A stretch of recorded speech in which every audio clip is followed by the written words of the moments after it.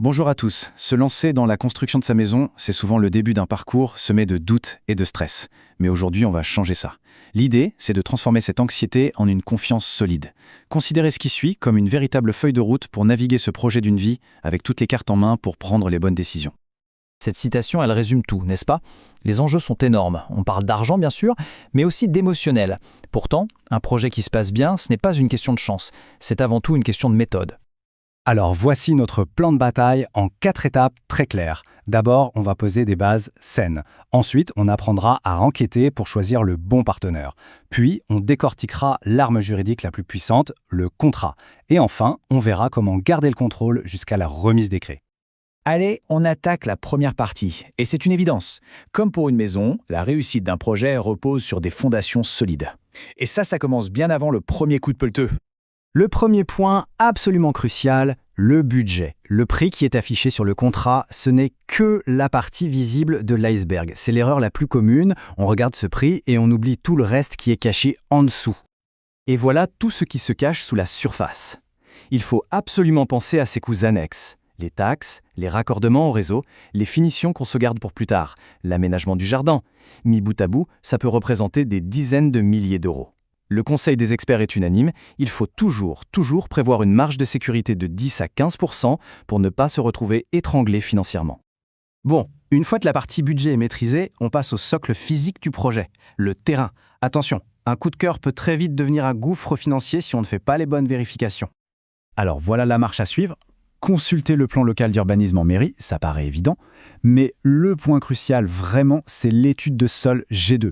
L'erreur classique, c'est de laisser le constructeur s'en occuper après avoir signé. Non, la bonne stratégie, c'est de la commander soi-même, en amont. Pourquoi? Parce qu'elle va révéler la nature exacte du sol, et donc le coût réel des fondations. Et là, ça devient un outil de négociation redoutable pour mettre les constructeurs en concurrence sur des bases claires et objectives. On enchaîne avec la deuxième partie, et là on touche sans doute à la décision la plus importante de tout le projet, qui va construire cette maison.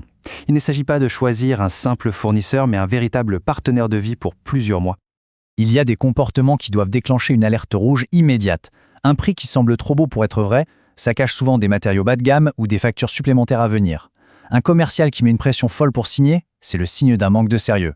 Et si on refuse de signer un contrat de construction de maison individuelle, le fameux CCMI, alors là c'est simple, on met fin à la discussion tout de suite. Au-delà des belles paroles, il faut des preuves. Et cette checklist, c'est un bouclier. Le CABIS prouve que la société existe bien. Les bilans permettent de voir si elle est solide financièrement. L'assurance décennale, c'est vital, mais la pièce maîtresse, le Graal, c'est la garantie de livraison.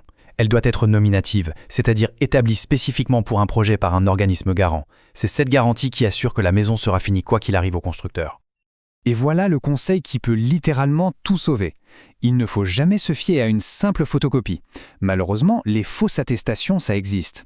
Un simple coup de fil au numéro sur les documents et on peut vérifier directement auprès de l'assureur ou du garant que tout est bien en règle. C'est une démarche qui prend 5 minutes et qui offre une sécurité maximale. On arrive maintenant au cœur du réacteur, à la protection légale, le contrat. Loin, très loin d'être une simple paperasse, c'est vraiment l'instrument qui va dicter toute la relation avec le constructeur. Le CCMI, ce n'est pas un contrat ordinaire. Il est dit d'ordre public. Qu'est-ce que ça veut dire? Ça veut dire que ces protections sont imposées par la loi. Un constructeur n'a pas le droit de proposer des conditions moins bonnes. En gros, ce contrat a été pensé pour protéger la partie la plus fragile dans l'histoire, la personne qui fait construire. Ce tableau, il est sans appel. D'un côté, avec le CCMI, tout est verrouillé. Le prix est fixe, la livraison est garantie, les paiements sont encadrés par la loi. De l'autre côté, sans CCMI, c'est la porte ouverte à tous les risques. Les surcoûts, les délais qui s'envolent et surtout aucune protection si le constructeur fait faillite. Le choix est vite fait, on est d'accord ? Accroché au CSIMI, il y a la notice descriptive. C'est la bible technique du projet. C'est le document à éplucher à la loupe. Si on lit une mention vague comme robinetterie standard ou VMC ou équivalent, alerte. Ça permet au constructeur d'installer le matériel le moins cher possible. Il faut exiger des marques, des modèles, des références précises. Chaque ligne doit être claire pour que les promesses du vendeur deviennent de vrais engagements contractuels. Autre super pouvoir du CCMI, c'est échéancier de paiement. Il est imposé par la loi, le constructeur ne peut pas demander de l'argent en avance comme ça lui chante, chaque appel de fonds doit correspondre à une étape qui est réellement terminée sur le chantier. Ça donne un moyen de pression légale et c'est l'occasion d'aller vérifier l'avancement avant de signer chaque chèque. Et nous voilà dans la dernière lignée droite. Le contrat est signé, le chantier démarre. La question maintenant c'est, comment s'assurer que ce qui sort de terre est bien conforme à ce qui est sur le papier ? Regardez bien ce chiffre, 69%. C'est la proportion de maisons neuves qui présentent des défauts ou des non-conformités le jour de la livraison. Ça prouve une chose, même avec le meilleur contrat du monde, la vigilance reste essentielle. Et soyons honnêtes, l'œil d'un amateur ne peut pas tout voir. Et c'est justement là qu'intervient l'assistante à maîtrise d'ouvrage, l'AMO. C'est qui? C'est un expert du bâtiment indépendant qu'on engage pour qu'il pose son regard technique sur le chantier. Sa seule et unique mission, c'est de défendre les intérêts du client face au constructeur. Le rôle d'un cabinet spécialisé comme AEB 360 par exemple est très concret. D'abord, il peut analyser le contrat et la fameuse notice descriptive avant la signature pour y dénicher les pièges. Ensuite, il va sur le terrain, il fait des visites au moment clé, les fondations, la mise hors d'eau, et enfin, sa présence est cruciale lors de la réception, le jour J, pour s'assurer que toutes les réserves, même les plus petites, sont bien notées noir sur blanc. Les bénéfices y sont évidents.